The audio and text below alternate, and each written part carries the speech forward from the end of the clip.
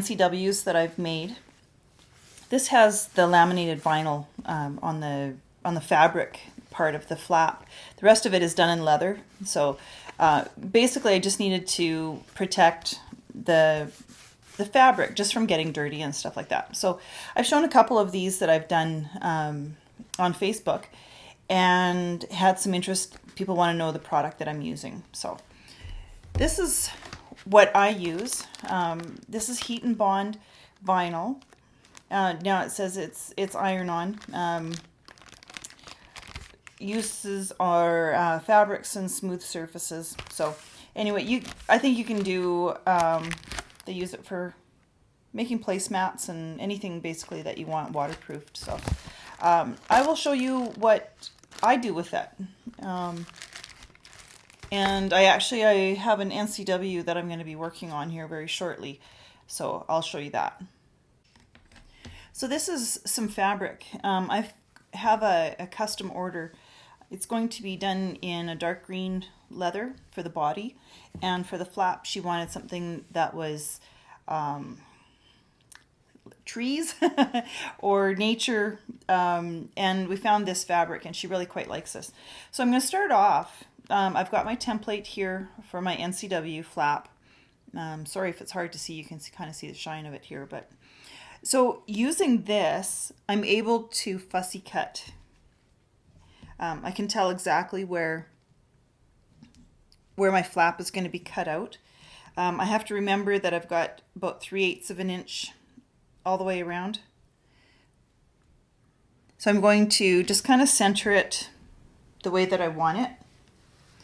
And I'm going to use my air erasable marker.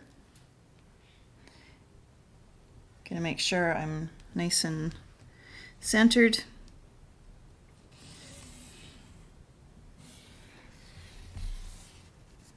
So I'm just going to kind of give myself an idea of where I'm going, of my placement. So I've got my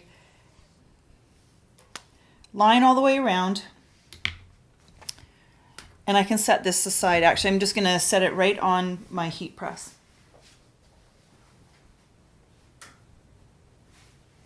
So I can set it there for now. Now, I already have an open package of this. This is the vinyl. So again, I'm going to use my front flap, make sure that I have enough room. Now, I could really get this in there. I guess actually I can. I'll just play around with it a little bit here. Flip this over and it's a little less sticky. So this is just the paper side, not the vinyl side. And you know what? I'll tell you what I was going to go ahead and cut this out because I can fit it on here.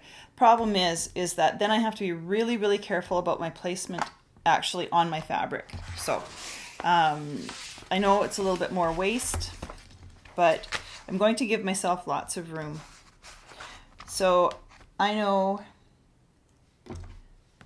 that I can, I'll just get my paper scissors here. I'm just going to kind of use the lines that are on here and just give it a rough cut.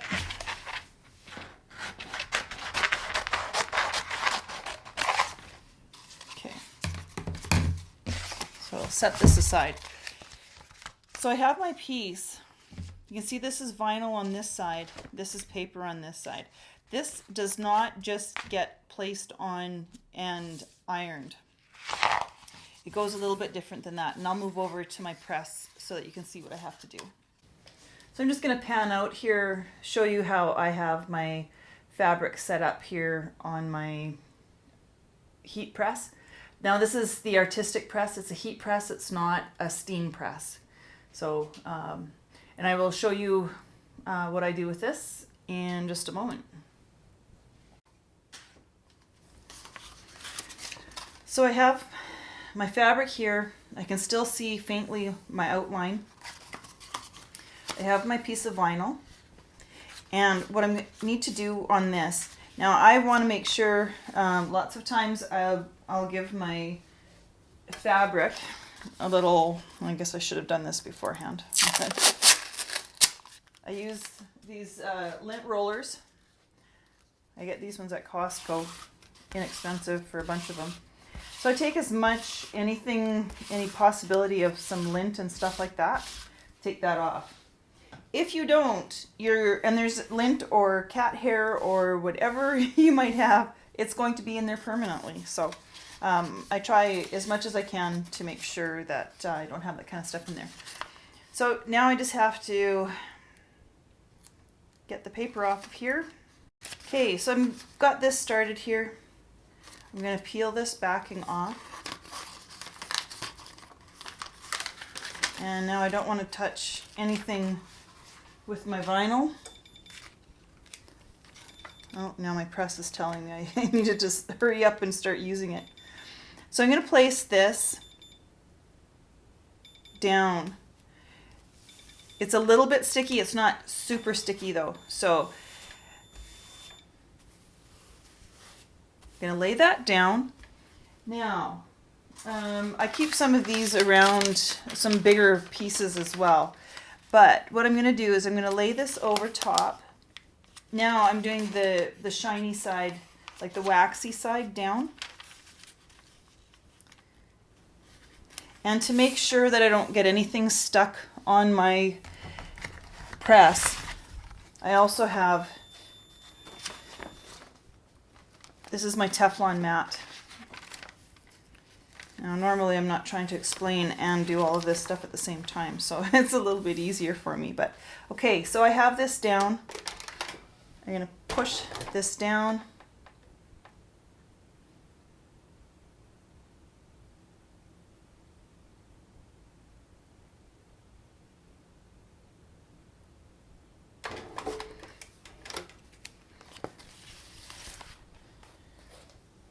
My press, I think, turned off on me, so it didn't give me my warning beep. But that's okay. So, there I have. Now it's hard to see, of course, because it's very, very clear.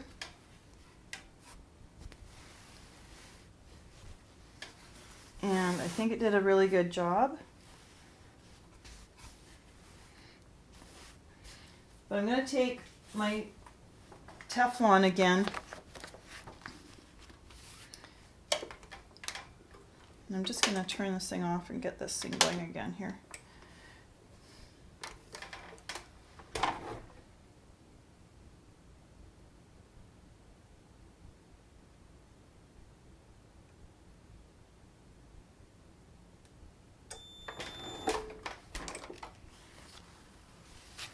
There we go. So this is the one time where actually the lights, the shine from the lights actually helps me out here. So you can see exactly where I've got my vinyl. So it is fused right on. There's absolutely no way of lifting this off. This is what I love about my press so much, is that it does, this particular press, I think most of them are very similar. Some I think have adjustable pressures on them as well. But this one does about 100 pounds of pressure.